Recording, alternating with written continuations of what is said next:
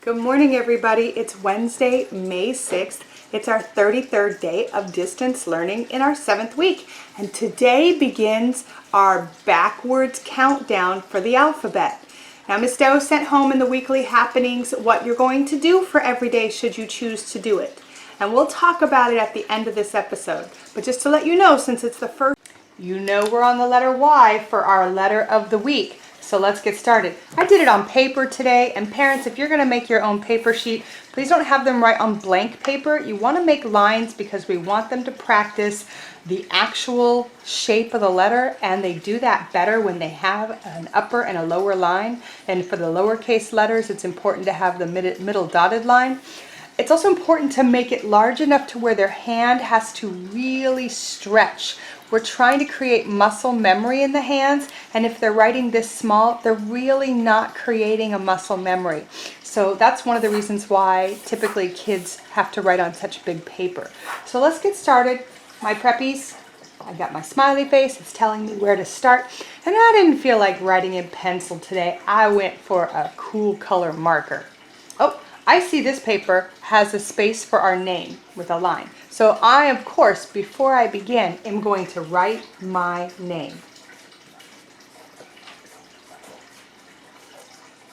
Okay, so you should write your name too. And we're going to begin with 9 capital Y's. Remember, you don't have to do 9, but do as many as you can and make them look really neat. I'm going to start from my smiley face and go to the halfway point. Then I'm going to lift my pencil or pen, go to the other side, and go diagonal all the way down to the line. Oh, that one came out really nice. Diagonal to the dotted line, and then diagonal all the way down to the bottom.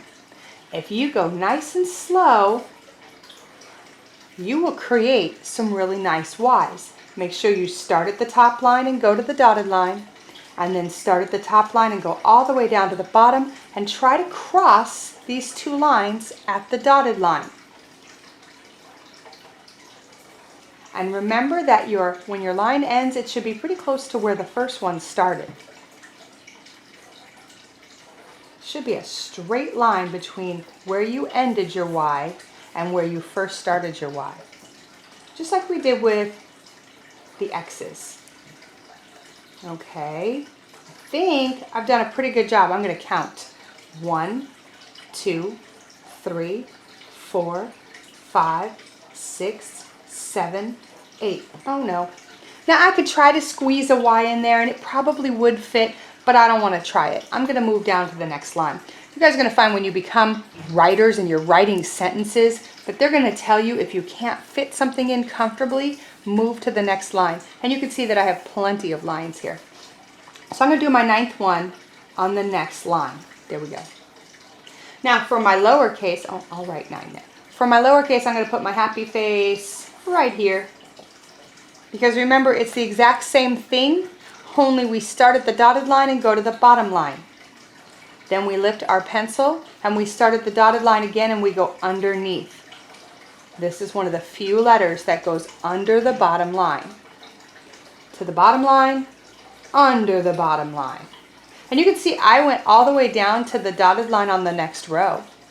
That kind of helps me decide how long my tail should be. To the bottom line, to the dotted line down below.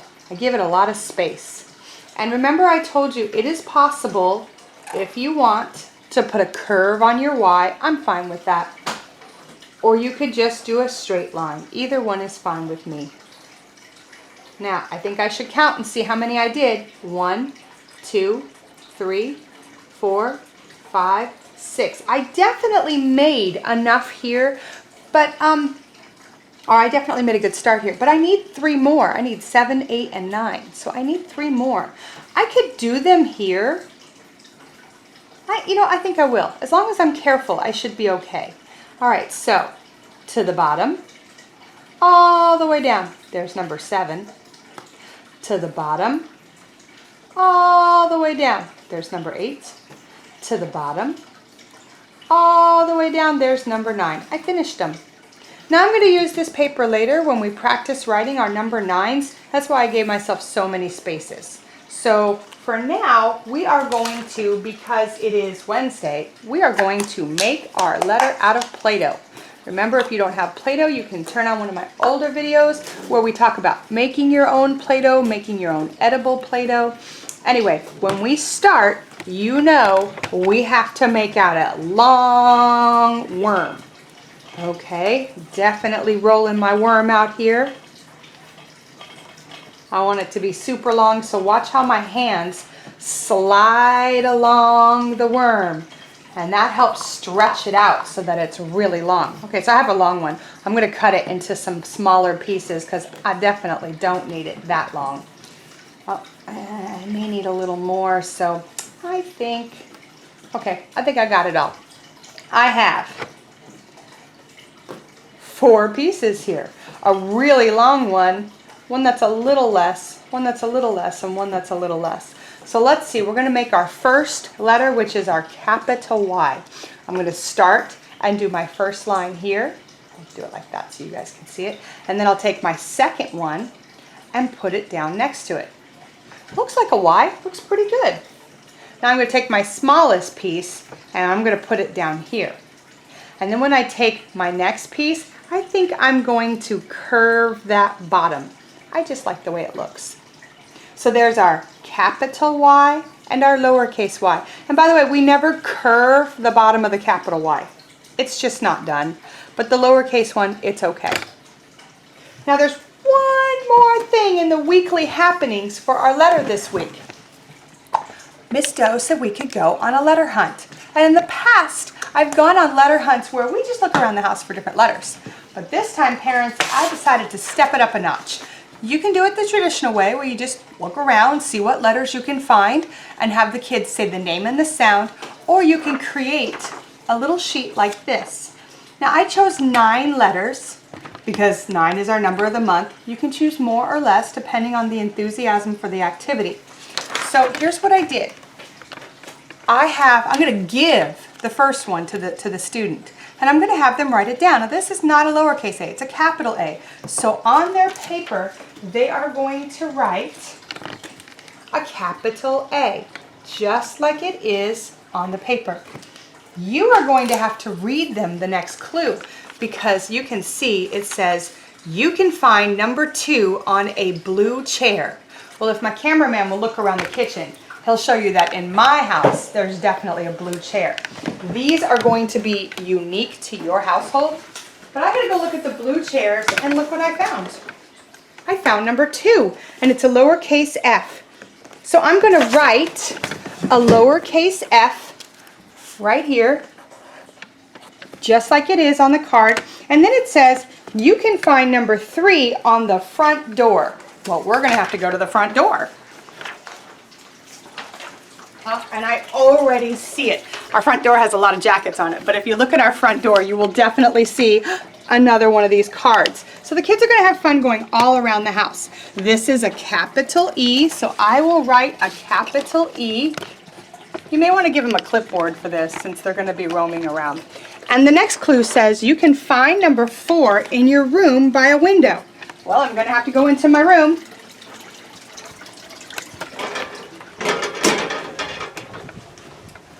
And I'm in my room and looking at my window. I have only one window, but I don't see it. But when I get closer, see, I hid this one. When I get closer, I see one over there. And it says a capital M. So I'm going to write a capital M. You can see how the kids will love doing this because they'll love to run around. Have an older brother or sister, or you read them the clues. Make them as easy or as hard to spot as you want. Let's see. Number 4 says you can find number 5 by the refrigerator. Back to the kitchen.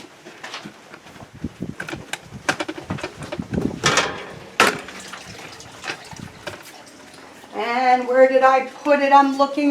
Let's see if you guys can find where it is. There's lots of magnets on my refrigerator. But if you look over here where the water dispenser is, you'll find a lowercase q.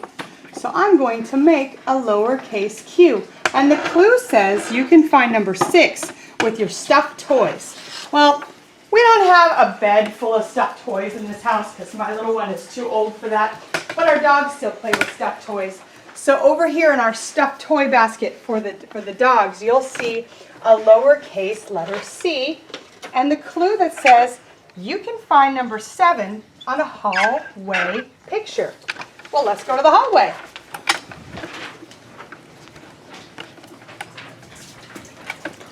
And right when I start looking, I see one. Here's our cousin Nancy and Jessica and Alex when they were little. And here is our clue, a capital K. So I have to write a capital K. Don't let them go to the next clue until they've written the letter for you. And then it says you can find number 8 in the bathroom. Shower? Well, let's go to the bathroom. And here's our shower. Oh, there it is. Nice and easy to see. It's a lowercase b. So they have to write B for you, and then you can read the last clue. The last clue says you can find number 9 outside by the mailbox. Well, we got to go to the mailbox. So, through the house, out the door, to the mailbox, and I can already see it from the house. It's taped to the back of the mailbox.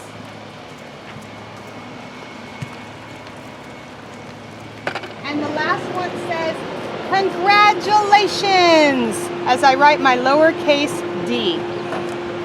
Now parents, I included B and D because these tend to be really difficult for preschoolers to distinguish between. They're going to learn clues about how to tell B from D later on, but I still would like them to practice the difference between B and D and the different sounds they make. Now I made a mistake. I did not say any of the sounds when I did this letter hunt. Make sure your kids do the sounds and make it as long or as short as you like. Okay, so before we start the calendar, I'm going to let you know that the school next door to me is doing some major renovations during distance learning. So you're going to hear some trucks go by and probably my dogs go crazy barking over them. We're just going to keep learning over it. Have to adapt. So we know our month. There's only how many letters in this month? 1, 2, 3. It's the month of May. And I know you're practicing the Macarena months. You know, January, February, March, April, May, June, July, August. Uh-oh. Miss Mary forgot it again. I'm going to have to watch it. I always mess up my hands when I'm doing it. How about I just sing the song?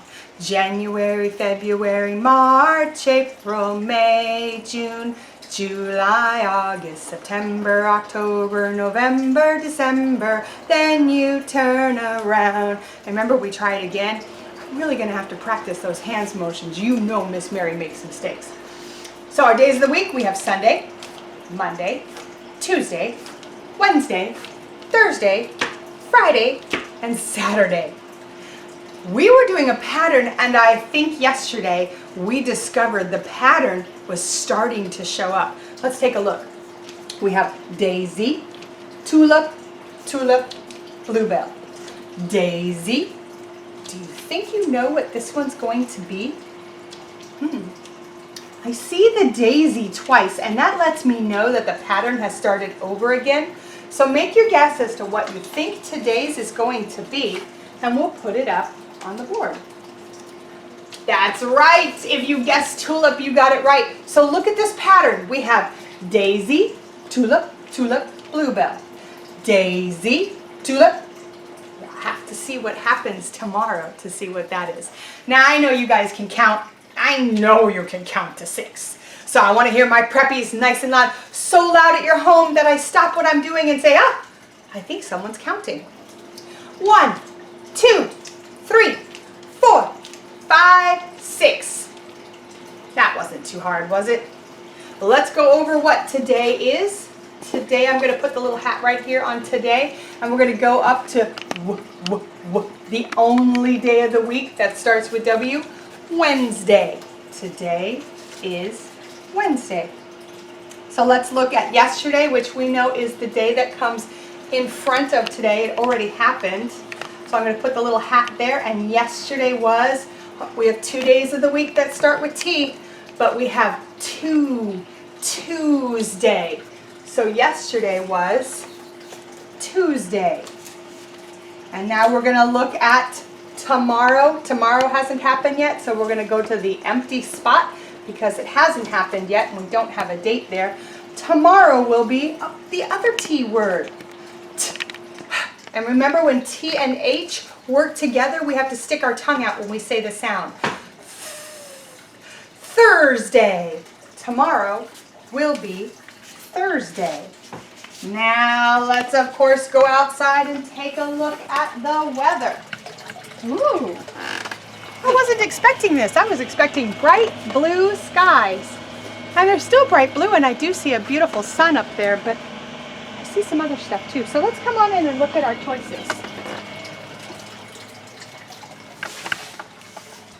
We have windy, rainy, sunny, partly cloudy, snowy, and cloudy.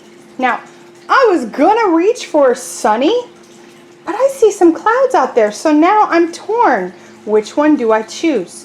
What do you think I should choose? Okay, I'm gonna go with partly cloudy today. So we'll put partly cloudy right there. Today is partly cloudy. Now I know today's gonna be hot too, so make sure you're drinking plenty of water, and let's go to a story. Today's story is a story called Sally's Room by M.K. Brown. Late one morning, as Sally got ready for school, she stepped on a stegosaurus. Then she stepped on a triceratops. She couldn't find her colored pencils, and she couldn't find her favorite sweater. Sally left that house that morning in a very bad mood. Sally's room was in a bad mood too. The lamp spoke up. "What are you laughing at?" It glared at the globe. "You got socks on your head, ha ha," exclaimed the globe. "You've both got socks on your head," said a clock with no batteries. "Never mind that," yelled a chair. "Look at me. Who could sit on me? I'm stuffed. I'm going under." "Ugh," said a fishbowl that badly needed scrubbing. "Yuck," said a half a peanut butter jelly sandwich.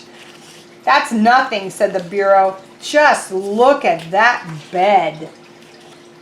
Everybody looked at the bed. Now the bed began to squirm. "What's wrong with me? I'm very comfortable the way I am." "Sort of," said the bed. Some checkers fell out, and an almost complete jigsaw puzzle fell out. You can see the checkers and the jigsaw puzzle falling off the foot of the bed. "How can you possibly be comfortable?" they yelled. "With crayons and dinosaurs and scratchy dolls all mixed up in your sheets?" "Come to think of it," the bed said, "I could use a little house cleaning." "We all could," stated the globe. "Exactly," said the clock. "It is time for a change." "Let's go find Sally right now," they all shouted.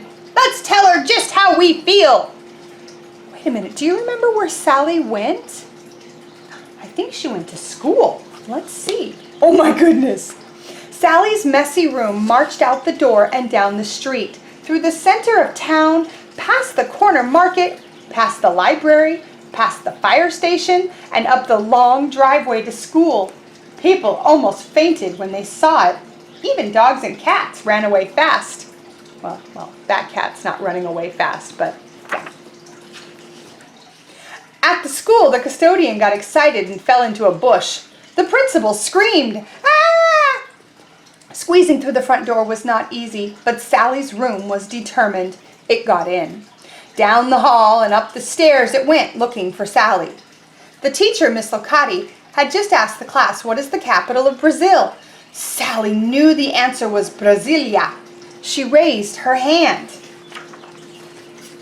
Miss Locati called on another person, and that's when Sally saw something familiar in the hallway. It was a lamp passing by. A lamp with socks hanging down. It looked like her lamp. Her socks. Sally's face turned as white as a sheet, which is what fluttered by next. "Oh," said Sally. "Oh my."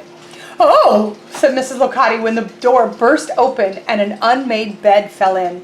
"Wow," said the whole class, when a bureau crashed on top of the bed and a lamp came next and a play monkey and plastic horses bounced all over the floor. Miss Locati stayed cool. "People," she said, "please take your seats. As you can see, we have a problem here." And then she asked in a clear, calm voice, "Just whose messy room is this?" A couple of kids raised their hand, thinking it was their room, but it was Sally who stood up and said, "It's mine. It's my room, and I like it that way. I know where everything is." I don't think that's true because she couldn't find her favorite sweater this morning.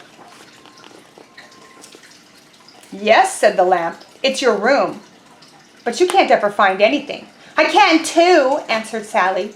"You couldn't find your sweater this morning," said the fishbowl. The globe said, "You couldn't find your colored pencils, and you needed them for your map of South America."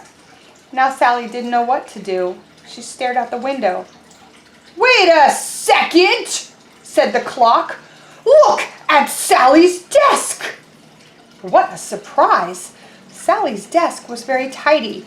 Her markers, workbooks, ruler, and pencils were all arranged carefully. Her lunch was in the drawer, and there were no candy wrappers anywhere. "I don't get it," said the lamp. "How come at school people can be very neat and know where everything goes, but at home they throw things around?" "That's a good question," said Ms. Licati. Luckily for Sally, the bell rang just then. Sally rushed out the door. Her room rushed out too, but got hung up in the hallways. Then it got stuck in afternoon traffic. Sally arrived home first. She ran up the stairs, opened the door, and of course, there was nothing there. "Gosh," she said, "what a big space. I could draw huge pictures in here. I could have all my friends over. I could dance in here." Sally began to twirl and spin, graceful as a swan. She was a famous ballerina in a beautiful dress, dancing on the stage in front of everyone she knew, until her room barged through the door and spread out all over the place. Oh my! I like this story. And that was when Sally got a great idea, all by herself. "Okay," she said, "it's time for a change.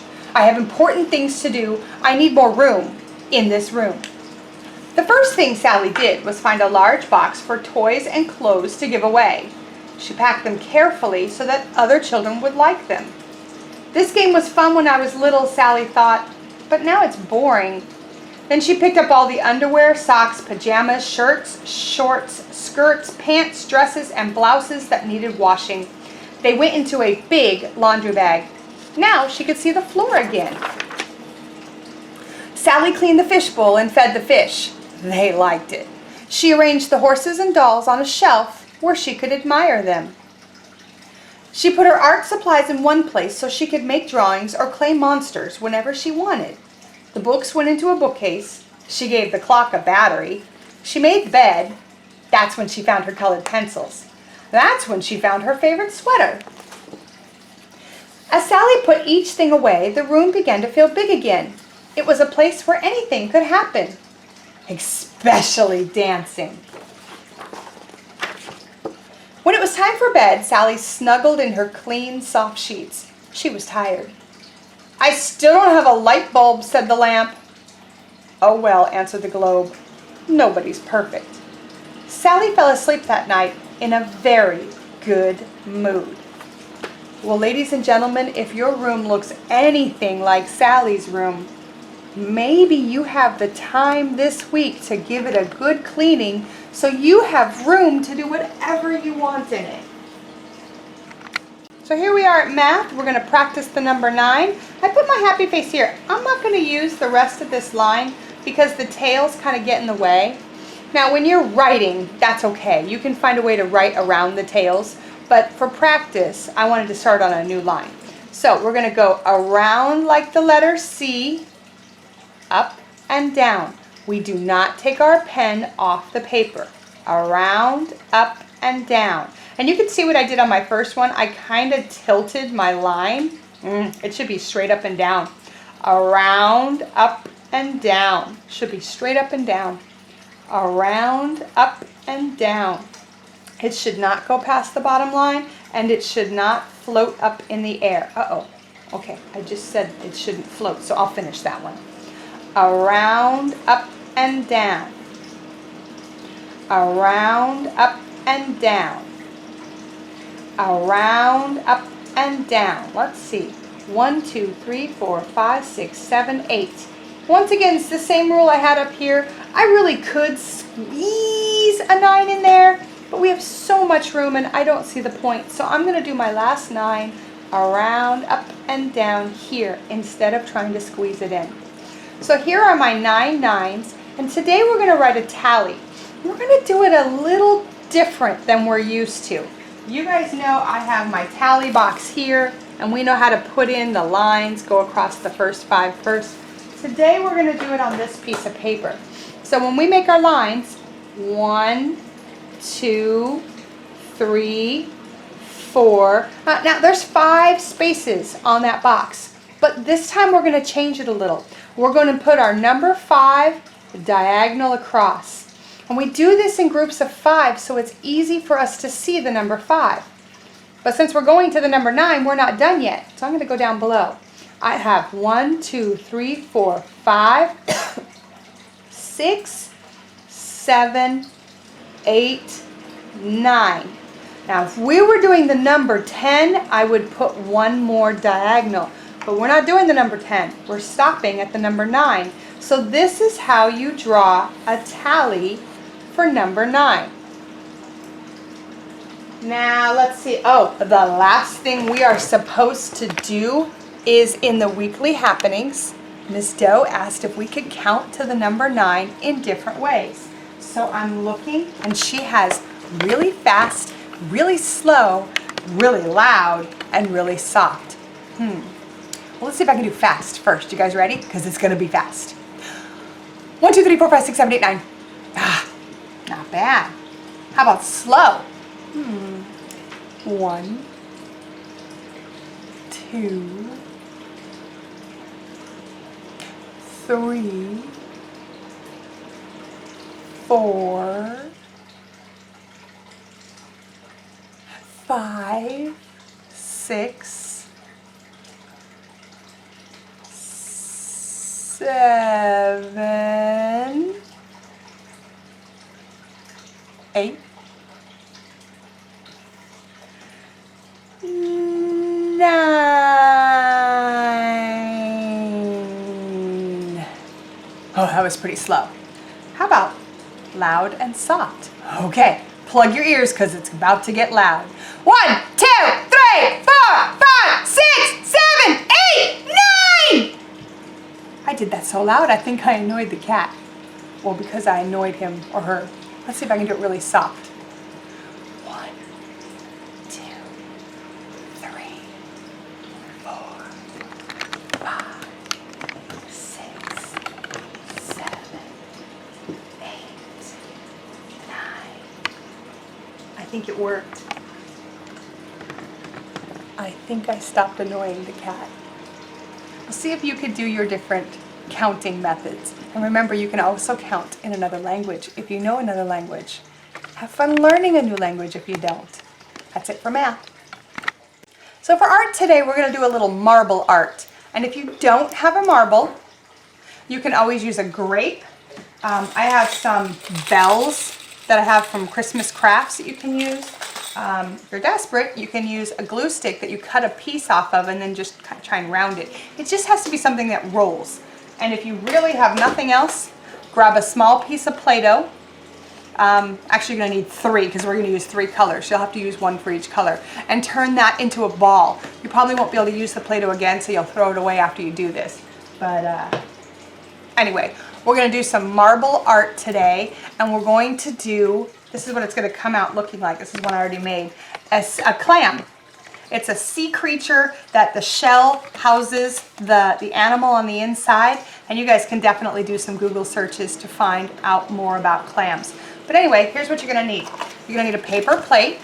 And I drew a circle on the back because I want my Preppy K kids to cut this out. It's really hard to do marble art on a non-flat surface, so we want to get rid of the ridge part. It's going to make our design in the end smaller, but that's okay.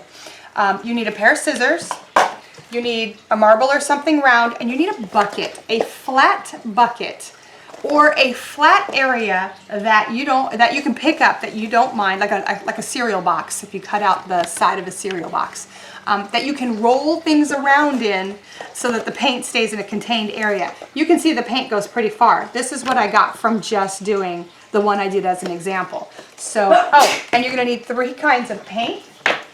For this time, I chose green, light blue, and dark blue, and I just poured some into a cup because what we're gonna do is we're gonna put the marble in that cup and get paint on it and then stick it in the bucket. So Super Preppies, the first thing you need to do is to cut around the circle, baby bites, baby bites, baby bites, and have your left hand do the turning and the right hand do the cutting. Baby bites, baby bites, baby bites, baby bites, baby bites. If you try to do big bites, you won't get a good circle. You'll get something that's sort of round, but not perfect. We don't need that other part anymore. So now I'm going to choose the part that does not have my marker lines on it, and I'm going to stick it in the bottom of the bucket. Parents, I put a little piece of tape down there because you really want it flat to the surface. You don't want it rolling around. Now, Super Preppies, here comes the fun part. Super Preppies, you're going to pick a paint color and you're going to put your marble into it. And then once you put your marble into it, you're going to roll your marble around. You might get a little paint on your fingers, and that's okay, because when you have paint all over your marble, you're going to pick it up. Yeah, I know it's gooey. And you're going to put it in your bucket. Now, once it's in your bucket, then the fun begins. You have to roll it around, and you can see, oh wow, I got a lot of good green on that clam. Now, if painting's not your thing, a couple swipes with each color, you're fine. If you are an artiste and you think you need some more paint, you can go back and put some more paint on it and put it back in the bucket and roll it around. Parents, I have a napkin here to help me. You may want to have the kids wipe their hands before they get too into it. Okay, so now I have done as much as I can with the green, and I'm just going to roll it around the outside because what it's doing is it's taking off some of the extra paint for me that I don't need anymore. I'm going to choose a new color. I'm going to take that marble, even though it's got green on it, I'm going to take that marble out and I'm going to put it in the blue paint. Swirl it around, and I'm going to even pour it into the bucket. So now I don't even have to pick it up. And you can see I've got some really cool light blue things going in here, and some of the blue and the green are mixing up. I definitely think I need more light blue paint though.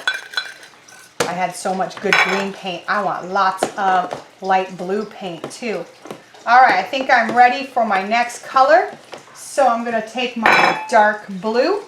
You can do as many colors as you want, 2 or 3 or 4, or if the kid's really getting into it, 6. All right, I poured it in there, and I'm putting my last color on. I'm going back and forth and back and forth and all around and all around. This is looking pretty good. I think I am done. Now, you're going to want your clam to dry completely before you take it out. So this is the hard part, guys. You really have to be patient and wait for your clam to finish. And when you're done, you'll see that this is how my clam looked when I pulled it out. It was a complete circle, just like yours is right now. Parents, you can draw. It looks like a twisted L, a curved L. You can draw 2 and then have your preppies cut those shapes out, and what you end up with is something more in the shape of a clam. Now for more detail, I took a black marker and I drew the hard calcium lines that are on a clamshell. So you can add those as details, and you can do as many colors as many times as you like. You can see I have 2 totally different clams, and even though I told you you're gonna have to wait for it to dry, I'm gonna cut this one really quickly so you can see how they look when they're all done. And the reason why I tell you to wait is because you get paint all over yourself like I just did. But you can see I have 2 really cool clams that I made today with some marble art. I hope you guys enjoy it. All right, so it's time for the final section of the day, which is the website. Today I'm going to be using a website I've used before simply because today is our first day of the backwards alphabet, which is Z for Zoo Day. If you can't get to the zoo, which we all can't right now, maybe we can watch some really cool animals on live cams. So if you go to YouTube, you can check out live cams, or if you go directly to the zoo's websites, you can find some amazing webcams. The San Diego Zoo has live cams for apes, koalas, elephants, pandas, and I'm not kidding, many more. The Houston Zoo has cameras for giraffes, gorillas, rhinos, and also a whole bunch more.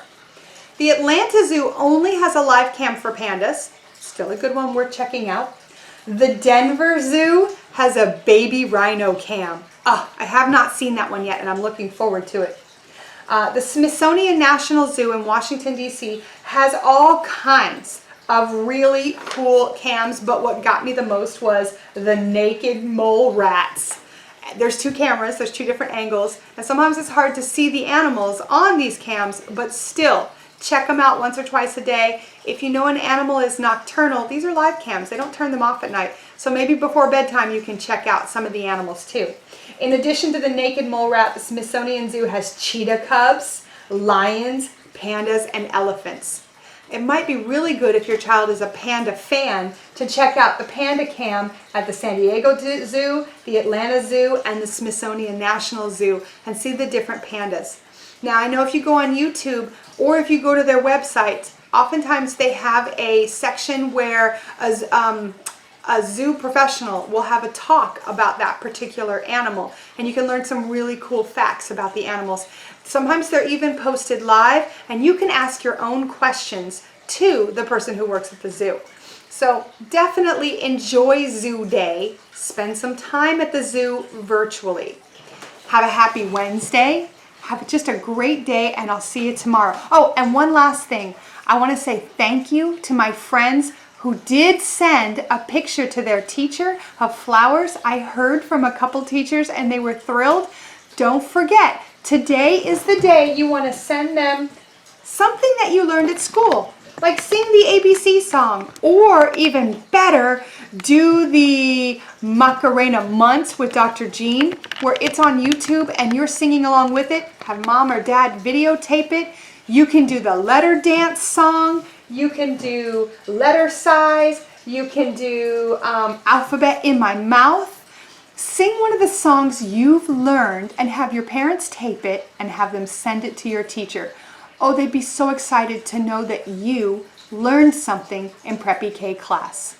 So that's it for today. See you tomorrow.